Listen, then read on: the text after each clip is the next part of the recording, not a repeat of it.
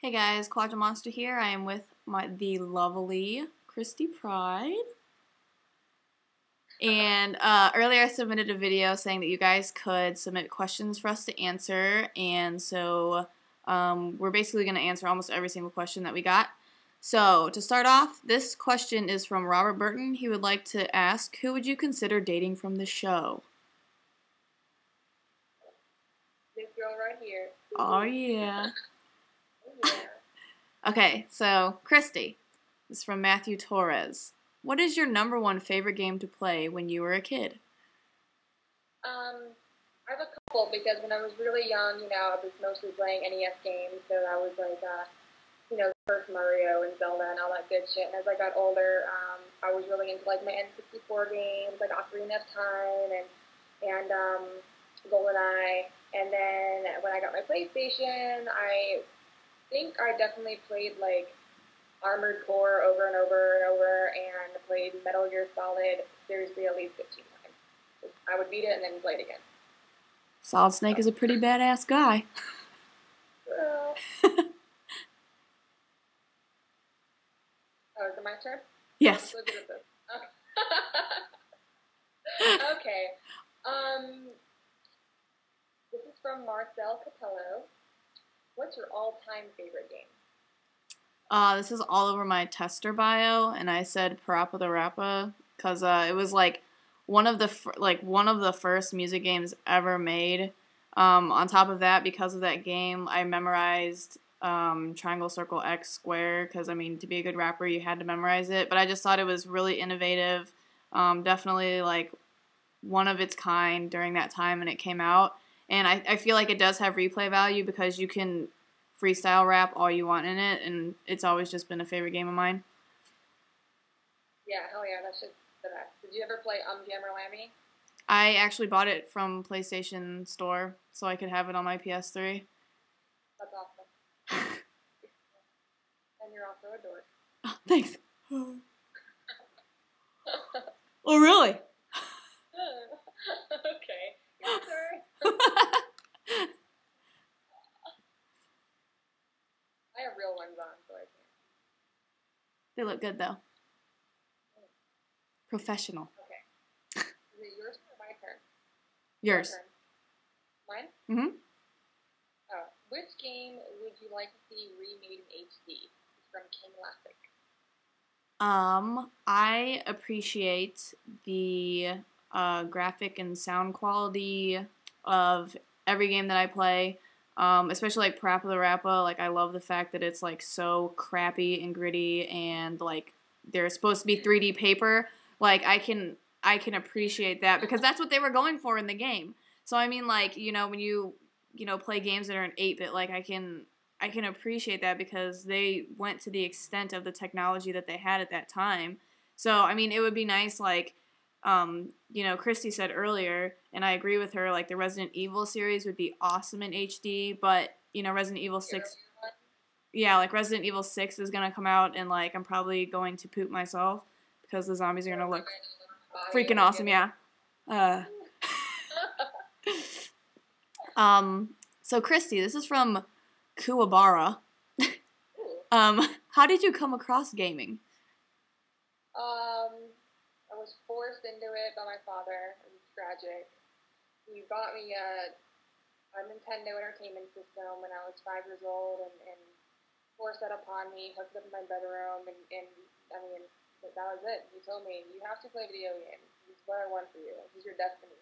I said, all right, give it to me. And being an awesome dad that he was, he got me every single console that ever came out. Sega CD, fucking Dreamcast, N64, everything. So he just came home with a Nintendo one day, and that was it. Wow. My dad also had an NES, and that's how I got into gaming, because it was his from college, and it was always set up in the living room, and when I can actually, like, understand what the hell that was, like, every day after he'd come home from work, we would play hockey, which I don't know if you've played it before, but you can only have 3 characters. It's either a really fat guy, a regular guy, or a really skinny guy, and every day, like, we would bet my allowance money on, like, who would win the match. So yeah, that's like, Yeah, gaming dads. They're awesome. That's so good. Okay, this one is from Reality Tales. Sounds like a real loser. Why are you so hilariously awesome, Claudia? Reality wants to know. Oh, well, Reality Pales, thank you for asking. I believe that people find me to be amusingly amazing because I'm very honest, and I know people sometimes think that it's bad to not have a filter, but I believe that if I put myself out there wholeheartedly and the people that accept me as I am, that they are truly the awesomest. It's true. It's true. It's funny. First of all, I love reality. I know there's some trolls who are going to take my remarks that are sarcastic and make them literal because you're a bunch of fucking retards, but reality's the best. And I remember this one time. I'm on the internet. I'm on the internet. There's oh yeah, Sky Today made a comment about you at one point, and he was like, man, Claudia's so funny, she's so cool, she's got swagger like James Dean. And I remember being like, that was pretty fucking accurate. It was awesome. Okay, your turn? Yes. So, this is from Dragon Force 140. Who was the most annoying cast member?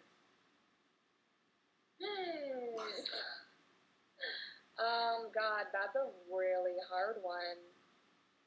Have you guys seen the first episode? Who do you think? Well, I don't hate anybody. I would have to say the most annoying cast member was definitely Skyden, just because she's just got the type of personality where she has to be the center. She has to be the center of everything, and she wants to be an actress, and so that was extremely obvious with her, being in the house. But not that I hate her. It's just she's not the kind of person I think a person like me could belong with. I'm a more laid back kind of person. I like to be silly, but to a degree. So yeah, what do you think, Claudia?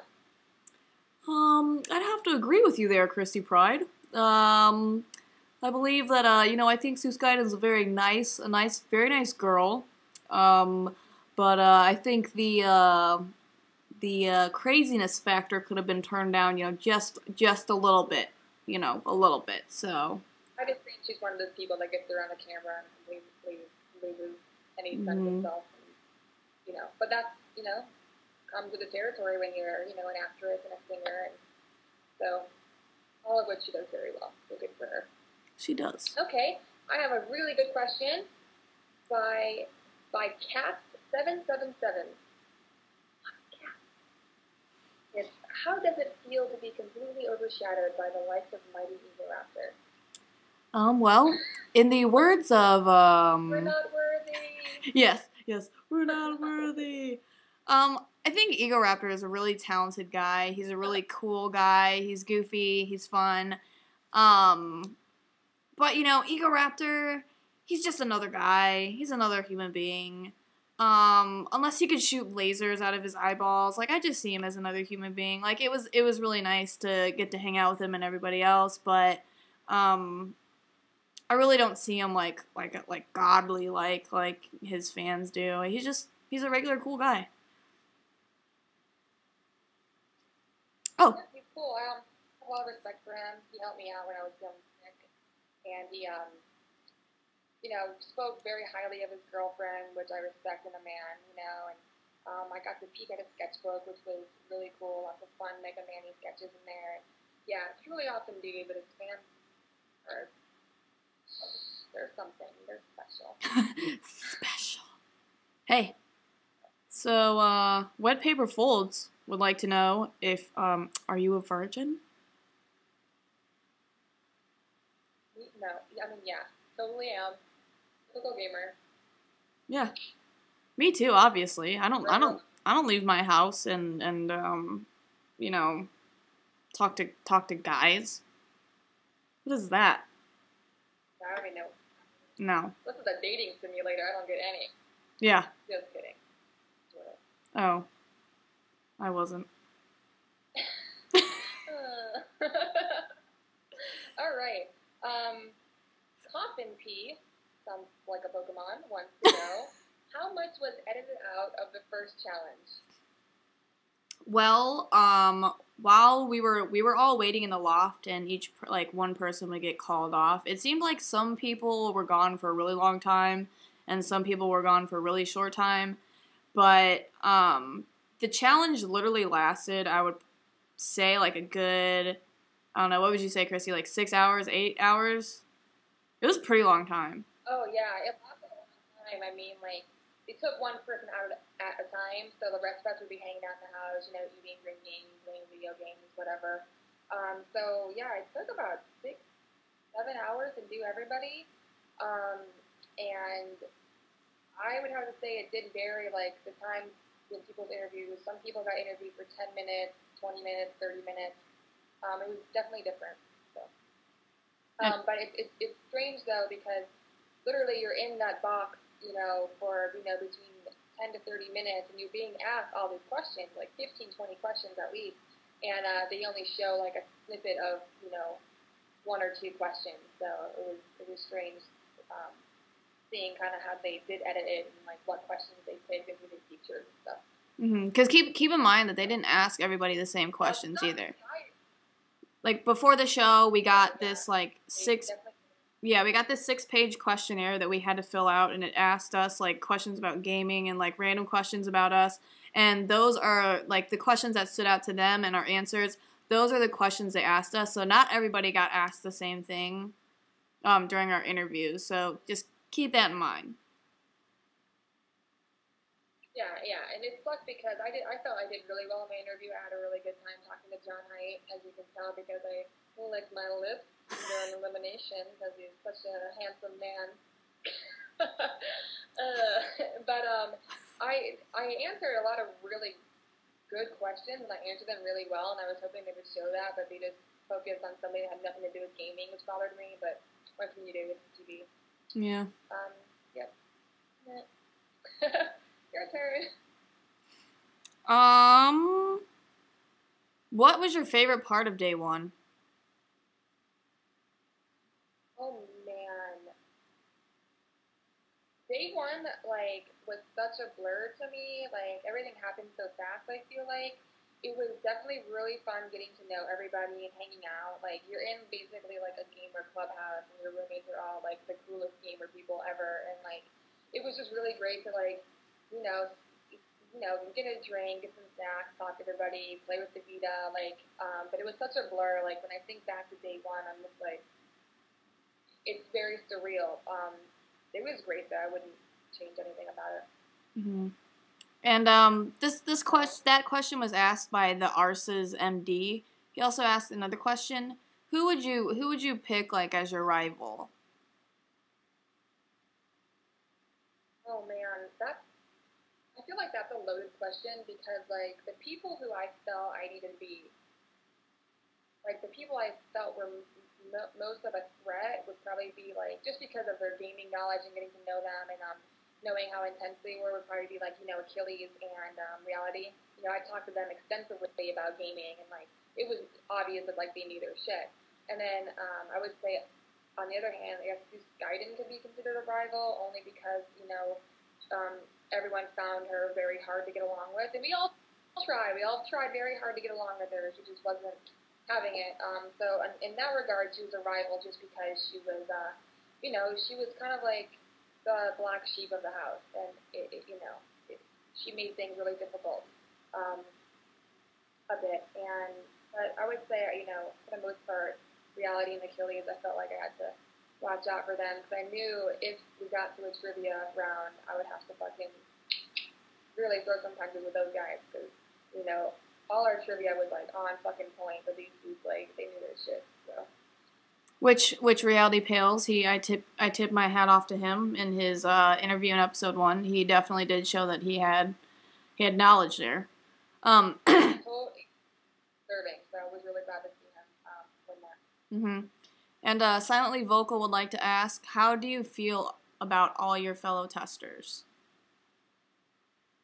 Oh, I couldn't ask for a better, basically, second family. Like, you know, everyone is a family to me. Like, you know, whether we were there for a long time or not, like, even getting to know some of these people in a short period of time was awesome. And, like, it's so cool to have, like, such a bond with these people. And, like, we're such a strange group of people that it almost doesn't seem like any of us really be friends outside of this.